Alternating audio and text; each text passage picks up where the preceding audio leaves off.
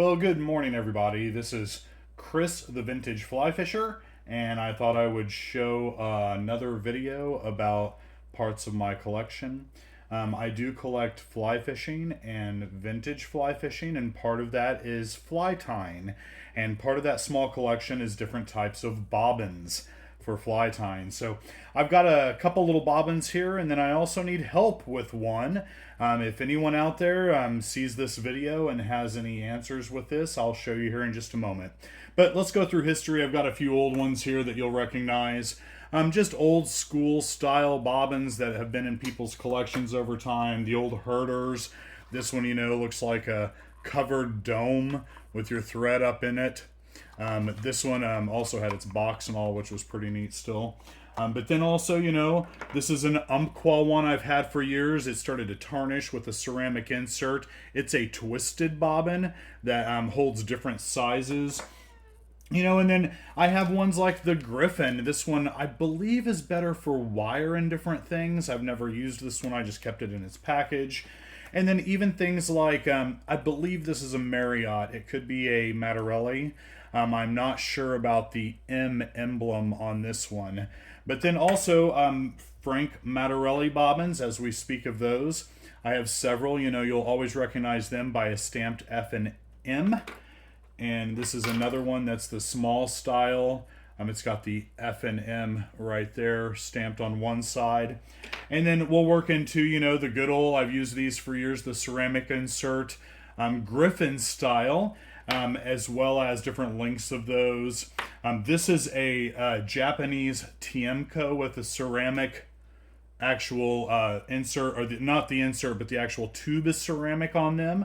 And then that leads into a newer style like the Stonfos. These are adjustable, slide up and down with an insert. Some have an insert, some do not. This is a different size of one of the same style. These old school Matarellis are really awesome for the small embroidery style thread bobbins. That leads into other parts of my collection. I love the old wooden bobbins and have collected those. These are the one. A gentleman, I'm so sorry I forget his name. It was JP. It was a friend of Charlie Reading's up at Lebanon. These bobbins are a different style he would do out of different woods. Matter of fact, I think he still has a couple of these in the shop from his friend's collection if you ask. You see this gentleman not only always put his initial on them, JP, but then also would do different woods, different turning styles. I like this plain, looks like a curly maple that he did is one of my favorites. And then as we work through, of course, we have to mention the Steve Jensen style. I don't have one of Bob's that it came from, but then I'll show for starters. This is a Honduras rosewood. It also has the Steve Jensen coin in the side. I love that little extra touch that Steve had done. This Honduras rosewood bobbin. And then I'll work into, I've got another one that's just a plain one that's Steve's that I was given over time. This is another one that is one of Steve's without the coin. Steve Jensen bobbins have been highly sought after for years. He really did them amazingly. Even J. Christian Andrews, I know, is carrying on this passion of making bobbins. His are neat, and he's personalizing them like trout now. I don't have those yet. But then this is one where Dwayne Doty, he promised that he would carry on the Steve Jensen style for Steve. He had these little spools turned for it from a machinist. And then this is one that was made by Dwayne. And the little kit is even the original kit with satinwood Brazilian.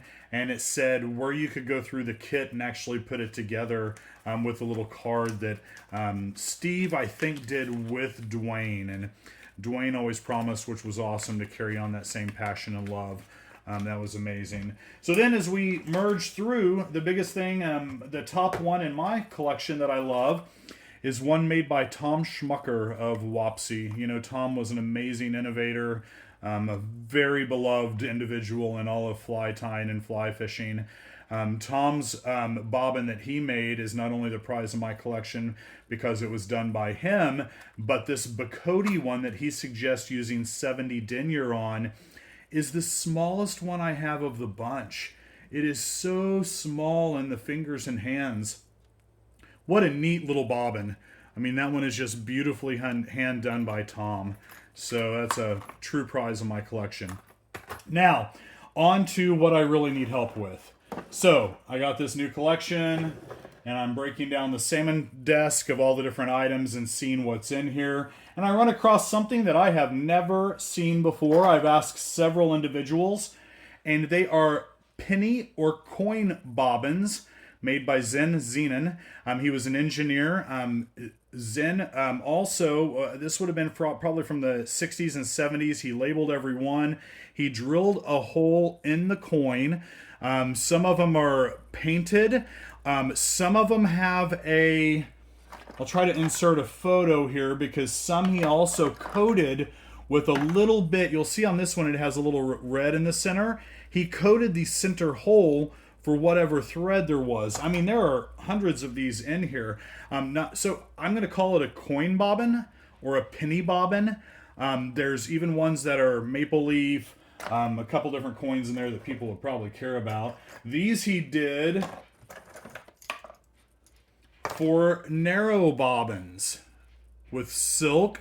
You can tell he really cared about getting them smooth. Some of these as well are painted. Like this one is completely painted. He smoothed out the copper center. I believe on this style, it looks like most of the time he was holding the outer portion of the coin to actually make his movements, because some of them are worn on the paint, is worn off on this outer edge. And I can't, the way he welded together or soldered every single one, and some of these narrow spool ones as well, when you get into them, have the painted or smoothed out insert for the thread to run through as well. Then in this collection, I don't know if he was doing these for himself or to hand out or anything else, but these are ones that have never been used. This one's all things out of a buckwheat penny. You can see where it's been painted, the red in the center. And here's another one. And he actually had little circles turned to hold the thread so it would click in place in this portion. So this was a beautiful tyer who does amazing work as I've gone through his collection. So I don't think this was some novelty. But if anyone has ever heard of the penny bobbin or the coin bobbin, please let me know. I've even spoken to Jim at the museum, American Museum of Fly Fishing, and several others, and I'm really not sure where this is derived from, but it is a neat piece of history that I'm happy to capture.